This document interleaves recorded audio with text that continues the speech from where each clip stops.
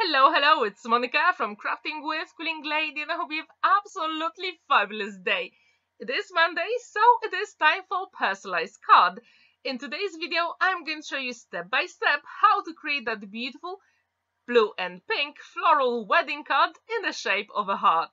I'm going to use 300 GSM white stamping card and using cutting dies from Card Making Magic called 6x6 inches medium heart box. I've got some heart cutting dies, and with the biggest one I'm going to die cut it twice to create a cut base for my project. And if you have never used your nesting dies to create your cut base, that is the easiest way. With my middle and smallest heart, I'm going to die cut them once from the same 300 GSM white stamping card. And also from the same collection, I decided to use that beautiful ribbon. So why not? We can actually use paper ribbon on the card, and I think it will make the project even more elegant. What do you think? Have you ever used paper ribbons on your projects? Please let me know. If you have, what is your preferred cutting die? Now when we've got all those elements, it is time to assemble the card base together. It is super simple. All you need is a scoring board, and as you can see, I put one of the biggest hearts, and I'm going to create two flaps at the top. And this way, when I do that score line, fold it and burnish it, I'll make sure that my back and front match beautifully. And I'm going to use a little bit of liquid glue, magic glue, to attach the back and the front. And if you have never ever used any nesting dies to create a shape card, maybe after watching this video you will create yours. And if you do, please let me know. What shape did you use for your project? As usual, I burnish the inside of the card as well, where the glue is, and it is time to start adding a little bit of color. First, I'm going to start with Distress Oxide ink in Broken China color. I thought it would be nice to mix some blues and pinks together. It is quite unusual for a wedding, but why not? You can choose any color combo you want. As you can see, I'm using a scrap piece of paper. I'm going to fold it and then put that smallest heart and add Kitsch Flamingo Distress Oxide ink using ink blending tool. And this time I'm going to use that ink to decorate the whole heart. However, if you don't want to do it, you don't have to. The choice is absolutely yours. You can use any colors from your stash, and when all these are ready, we have to attach that beautiful paper ribbon. And I really encourage you to do it before you assemble all the hearts together. It will save you so much time. I absolutely love my liquid glue, magic glue, because as you can see, it has that narrow nozzle, and it is perfect for those intricate dies. I absolutely love it. Maybe you've got different liquid glue with very similar nozzle. If you do, let me know which one is your favorite. As you can see, I put the top layer first, and then I'm going to attach that top. Super quick, easy, and it really makes a difference, and especially on wedding cards. Now it is time to cut the excess off, and you always have to turn your project the other way because it will be so much easier. Now it is time to add a little bit more interest, and I'm going to use some cutting dies from Tonic Studio, and I decided to use those small hearts, and it comes with the outline and also that detail. So I'm going to use the outline twice, and I'm going to die cut it with the outline and also that detail twice as well to create two beautiful hearts. And again, I'm using some of the scraps from that beautiful 300 GSM white card, and I'm going to use Tattered lace, elegant alphabet, and also Tonic Studio cutting dies to create the initials for the bride and groom and the date of the wedding. As you can see, I'm using my one and only liquid glue, magic glue, to assemble all those pieces together, because you do have time to maneuver all those elements, and when our small hearts are ready, yes, we can put them together as well. Super simple, but even using white on white, you really get that beautiful dimension with that detail on the smallest heart. And if you do use these kind of dies, please let me know, how often do you do it? Here I've got the initials of the bride and groom with gold mirror card, and as you can see, I'm starting attaching the date with the last number of the date. And this way I'll make sure that everything is spaced evenly.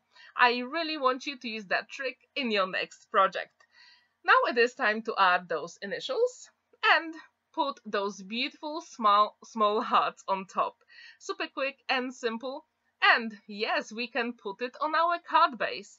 And as you can see, this card, it is actually pretty simple to make, but I think it is elegant, and I thought something is missing, so I decided to use some beautiful dies, again from Card Making Magic, and this time I've got circular box and card builder, and I'm going to use that leaf, and I'm going to die cut it a couple of times. And now the choice is yours. You can either use some alcohol markers or ink blending if you prefer. For this one, I decided to use some alcohol markers, Illustrator from Spectrum Noir, and I decided to use two different greens. And literally, you can use even pencils, aqua markers, literally whatever is in your stash to add a little bit color and dimension to your foliage. As you can see, I'm starting with one of the colors, then I'll put the other color on top, and this way we're going to have more organic look, because we actually mix those two colors together. And I wonder, whenever you use alcohol markers, do you use that trick? Do you use more than one color? Or do you prefer block colors?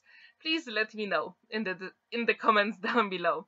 When all these leaves will be ready, I thought, let's have a look at my stash. And what else have I created? And to make that project even more special and more dimensional, I thought, yes, foam flowers would be a good option.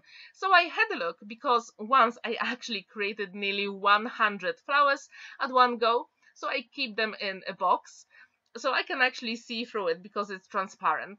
So I had a look, and yes, I did have some pink and blue flowers that will match those colors on the heart.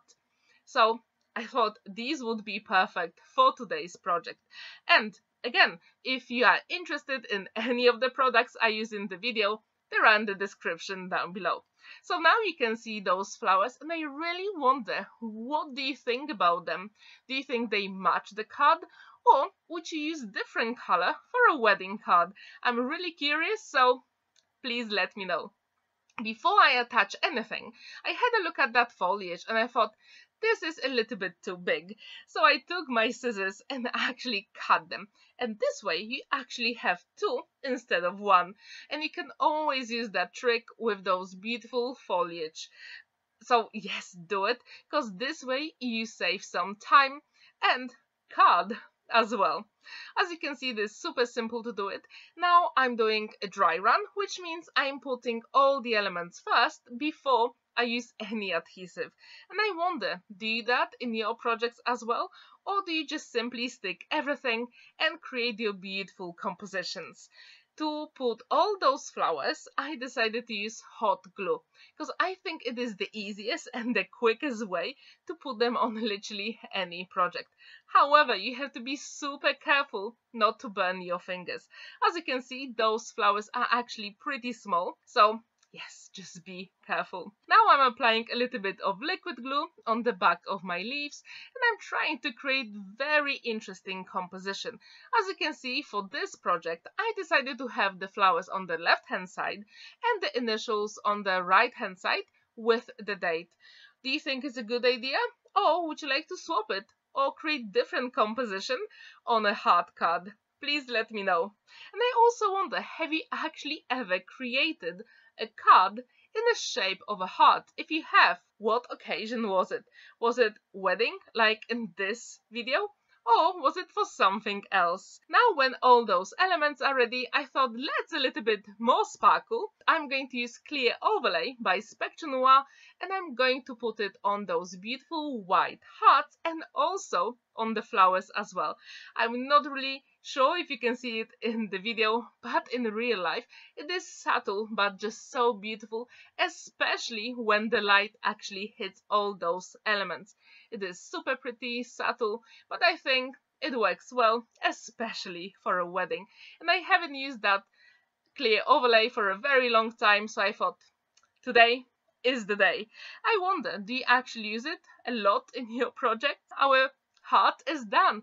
Please let me know what do you think about this. There is lots of space to write a message inside. I'm actually pretty pleased with the whole project. Let me know if you like it or if you would change anything. Thank you so much for watching and staying with me. Don't forget to like this video, give it a thumbs up and subscribe to my channel if you haven't already. Have a wonderful day and happy crafting. See you in my next video. Bye!